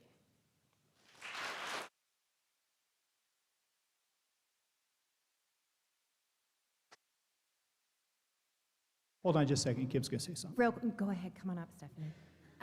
I just want to address the second part of your question regarding the bathrooms and the phase 2. So we don't know what's happening with phase 2 at this exact moment. There were some plans that were developed with phase 2, but I don't want to say if, but when, because I do believe that we will have phase 2 occurring in the future. But that would take, I do believe that there needs to be a redrafting of, what phase 2 would look like, because it will also depend on what funding we get for phase 2. Now, I will say, we did our due diligence and did some research and got some just preliminary numbers on if we did have to actually take all of our bathrooms and make them single-stall bathrooms currently. Very, very rough numbers. It can be upwards to $1 million. It was about $786,000 to take all of the current bathrooms that we have right now. One of the problems is as soon as you turn something into a single-stall bathroom, you're obligated to create all of those bathrooms to be ADA compliant. So that means moving of plumbing. It means all of the partitions have to be fully up to the ceiling. There's just all these ripple effects of trying to convert a bathroom into a single stall bathroom. So I do want to point that out, that is, to us, currently is absolutely not in our budget. But that's why we'll have to come up with the differentiated ways in order to make sure that all students are safe. I'm too tall. My name is Stephanie Warner. I currently have a 1st, 4th, and 8th grader at Monument Academy. I absolutely love this school. Last year, when you guys first approved the policy for transgender bathrooms and that issue last February, not this past one, but the one before, I was very impressed. And to the mom that said she has a lot of little kids and needs more sleep before she gets more involved, I totally get that. I've been there. But that session that we had, and I heard all of you speak and give testimony as to your heart and soul into this school, moved me so much that I needed to step forward. And so I am volunteering more in the school now, but I just wanted to also say that I am extremely impressed with all of the administration at both campuses, and I am so grateful that I'm able to work with East Campus as the East Campus PTO president, and the integrity that they have is astounding, and I am so grateful for all 3 of them. And I also would like to ask you guys to please, everyone can say a lot of things up here. The real thing that makes a difference is putting all of these things into action and to be supportive of what you say and move towards that goal instead of just saying things. So I think everyone here has that in mind. Let's actually do it. That's all I wanted to say. Thank you, thank you.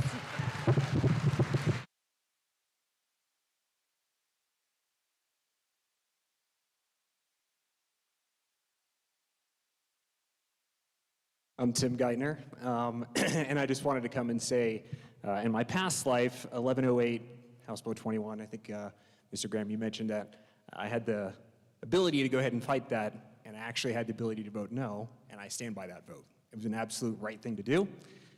In my current life, I'm now the president of Liberty Tree Academy. So I wanted to come up here and do two things. First, thank you for doing this for your community. And the courage that you guys have demonstrated is to be applauded. But I also wanted to come and say thank you because as a charter school president, this is helpful because you're serving not just your parent community, but you're serving school districts and schools, and this serves as an example. So from one charter school to another, I just wanted to say thank you. I was here when you guys passed your proclamation last year, and I wanted to support that. I wanted to be here tonight and support you in this endeavor as well. So thank you so much for everything that you guys are doing for the kids for Liberty Tree Academy, or I'm sorry, for Monument Academy, but also for the kids in Liberty Tree Academy and all the other schools. It's an example that many need to follow. Thank you.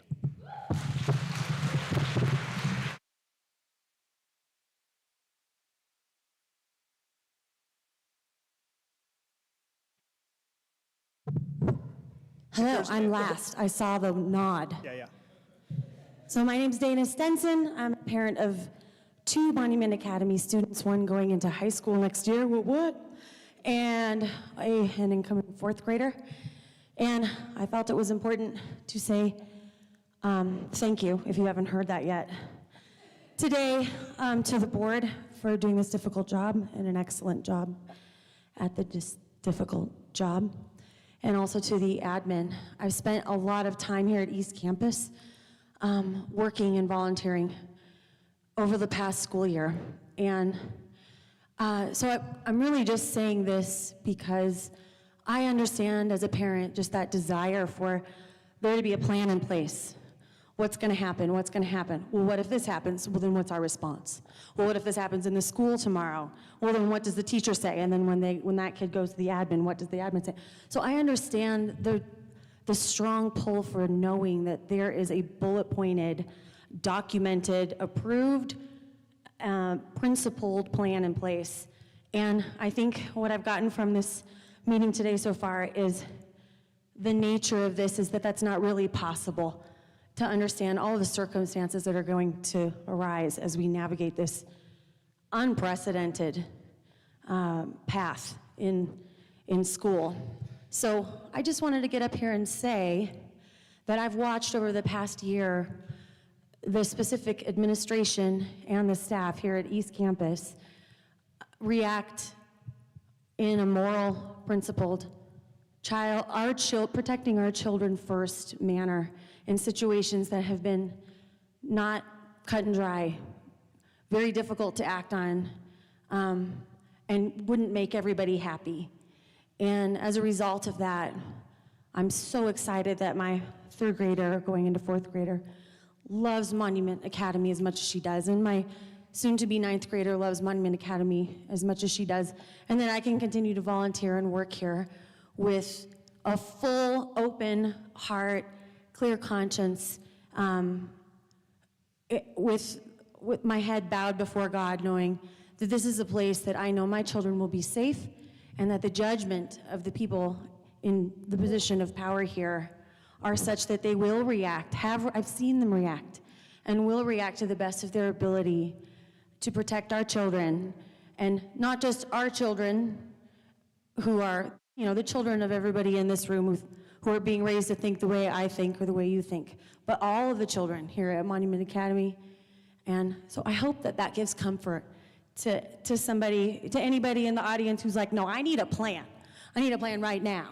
Because I think ultimately all of those scenarios rest in the day-to-day judgment of the people who are in the classroom and who are in positions of authority over our kids. So thank you so much for being those adults in their lives, because as we all know as parents, we can't be in all those positions.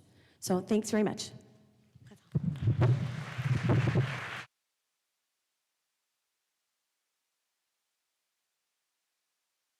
That was a perfect closing statement. I don't think I can top that. Really appreciate all of you. This was really nice to be able to see you guys interact. And board, I'm going to turn it back to you, Mr. Graham. Mr. Miller, thank you very much. That will move us on to our next agenda item, and that is the resolution regarding the privacy and protection of students. Board, I am going to go ahead and move that we adopt the following resolution regarding the privacy and protection of students as it relates to Colorado Senate Bill 08200 and Colorado House Bill 21-1108. And for those of you here tonight, I'm going to read this resolution aloud. Whereas Monument Academy, MA, in El Paso County, Colorado, is a nonprofit corporation and a local public body acting by its board of directors. And whereas the members of the board of directors of Monument Academy, the board, have been duly elected, chosen, and qualified. And whereas the mission of Monument Academy is to provide a challenging, content-rich academic program offered within an engaging, caring, and positive learning environment. Established on a solid foundation of knowledge, Monument Academy emphasizes academic excellence, respect, responsibility, character, and exemplary citizenship. And whereas the board firmly believes that parents, not schools, have the constitutional right and fundamental responsibility to make decisions concerning the care, custody, and control of their children. And whereas the board supports natural law, moral truth, and protecting the innocence, vulnerability, well-being, privacy, and safety of every student at Monument Academy. And whereas the board believes that there is a clear distinction between sex, which is the biological design at birth, differentiating between male and female, and gender expression and gender identity, which have been defined under Colorado House Bill 21-1108. And whereas Monument Academy welcomes all students, regardless of sex, gender expression, and/or gender identity, and does not discriminate. And whereas the board believes that any student, regardless of sex, gender expression, and/or gender identity, who uses the gender-specific common bathrooms or who uses the gender-specific common locker rooms is protected by the right to privacy under Amendment 4 of the Constitution of the United States of America. Now therefore, be it resolved that number one, the board declares and firmly believes that recent laws passed by the United States Congress and the Colorado General Assembly that mandate specific instruction or that direct MA to follow specific instruction regarding gender expression and/or gender identity in determining the use of gender-specific common bathrooms and gender-specific common locker rooms expose our students to undue harm, confusion, and dysphoria. And number two, the board has a duty to ensure that Monument Academy protects the safety and privacy of each and every one of our students, and therefore would like our students to know they are encouraged and have a right to set boundaries, protecting their individual privacy, and to report to their teachers, staff, and/or administrators if those boundaries are violated. And number three, the board affirms that MA shall support the privacy and dignity of each student and shall not discriminate against individuals in violation of state or federal law, regardless of the sex, gender expression, and/or gender identity. And number four, the board ensures that MA will never promote gender confusion or gender dysphoria in the students that we have been entrusted to serve, nor will MA promote, encourage, or motivate the transitioning of students that are gender confused, whether intentionally or unintentionally. And number five, the board shall direct MA to uphold and support the constitutional right of parents to oversee the care, custody, and control of a child as defined by the United States Supreme Court ruling known as Granville 530 U.S. 57, and in doing so, will mandate that any student under the age of 18 choosing to express or identify as a gender that does not correlate with their biological sex must be affirmed by the student's parental or custodial or legal guardians, and these said familial units must be in complete agreement to said affirmation. And number six, the board shall mandate that any student under the age of 18 who is affirmed by the parental or custodial or legal guardians must further transition with a change of name and a change of gender in Infinite Campus and any other associated school records, and that the transition student must conform to the dress code of the gender that they now identify or express as with no vacillation. And number seven, the board shall mandate that any student over the age of 18 who chooses to identify as a gender that does not align with their biological sex must further transition with a change of name and a change of gender in Infinite Campus and any other associated school records, and that the transition student must conform to the dress code of the gender that they now identify as with no vacillation. And number 8, all parents, guardians, students, and staff understand that any student who chooses to go down this transitioning path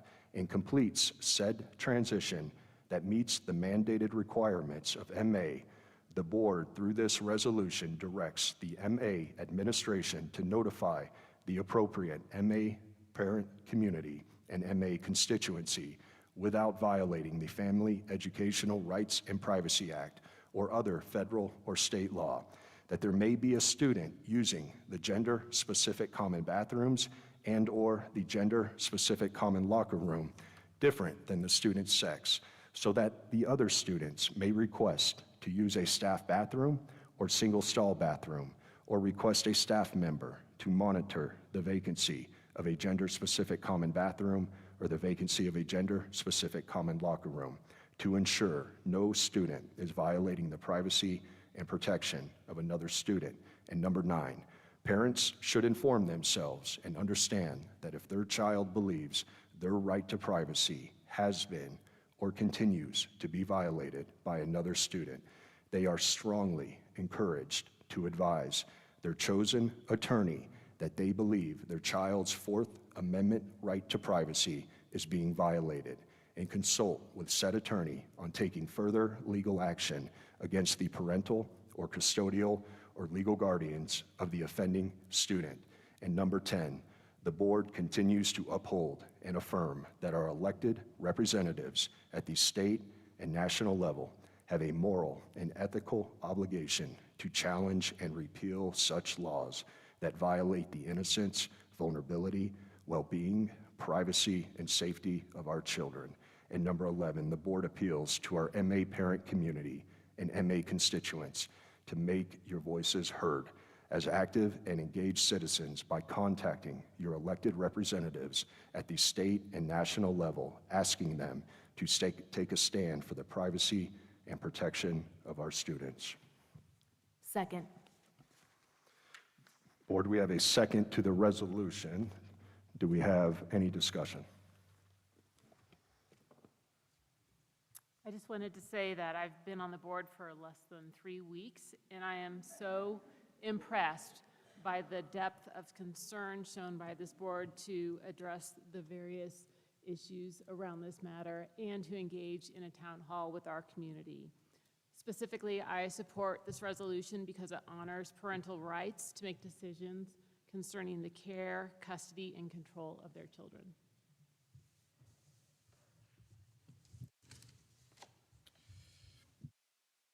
So, parents have a right to oversee the care, custody, and control of their kids. You know this in your heart, but it's more than a feeling that you have. It's a constitutional right that has been supported in Supreme Court rulings. This resolution mandates that parents and legal guardians be involved in the transition process of a student in support of that constitutional right. And MA supports all students. I wanted to make that clear. As it says in this resolution, Monument Academy welcomes all students, regardless of sex, gender expression, and/or gender identity, and does not discriminate. So this resolution supports the rights of a student to transition with the agreement of the student's parents or legal guardian when that student is under 18. So that's an important feature. This resolution also supports the rights of any student or their parents who believe that their rights have been violated by another student. That's also very important. So this resolution has my support.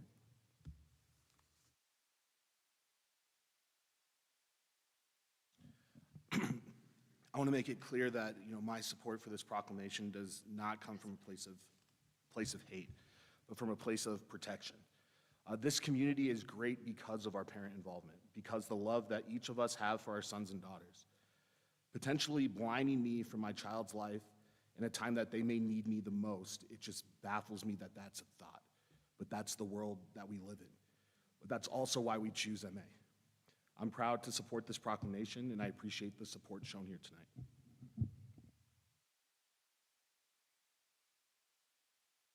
I'm in full support of this resolution.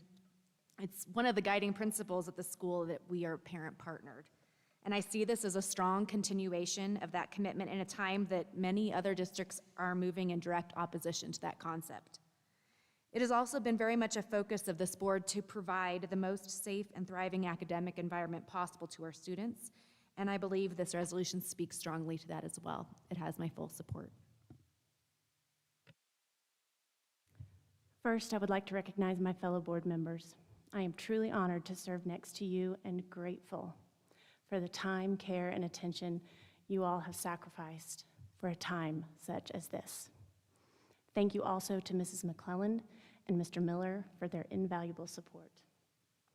Additionally, it is my great honor to serve this community of fellow parents who all care so deeply for our most precious blessings, our children. I believe we have been brought here together tonight for such a time as this, to stand for the protection of all MA kids. And with that, I wholeheartedly give my support to this resolution. Thanks. Thank you, Board. Before I call the vote, I would like to see if there's anything Mrs. McClellan would like to say as our Executive Director. Absolutely. Thank you so much, Mr. President. First, I want to thank everyone for coming tonight. It is, as Mr. Miller said, it is a blessing. This town hall is truly a chance for our community to get some clarity and an opportunity to have a voice regarding Monument Academy's Board of Directors and me as the Executive Director's duty to ensure that we protect the safety, privacy, and dignity of all of our students. In addition, I firmly and fundamentally believe in parents' involvement, parent choice, and the partnership that is shared in the school environment. Parents must be involved in the decisions that affect their child. In doing so, we implore you to let your voices be heard and take active action alongside the MA Board and myself to take a stand for the privacy and protection of all our children. I publicly and firmly stand with the MA Board of Directors behind the intent and actions stated in the following resolution, and I will uphold it 100%. Thank you, Mrs. McClellan. So at this time, Board, the motion before you is the approval and adoption of the resolution that I read aloud. Ms. Clinton seconded that. Is there any further discussion? Hearing none, then I'll call the vote. Mrs. Belisle. Aye. Mr. Buczkowski. Aye. Mr. Carley. Aye. Mrs. Clinton. Aye. Mrs. Hoyda. Aye. Ryan Graham votes aye. That motion carries. This resolution is adopted and approved. At this point, I will go ahead and adjourn this meeting, and I thank each of you for being here tonight. I thank you for coming up to speak to us. I want to thank our SROs from Monument PD for being here to offer a level of protection for us. And at this point, have a good rest of your summer. Thank you.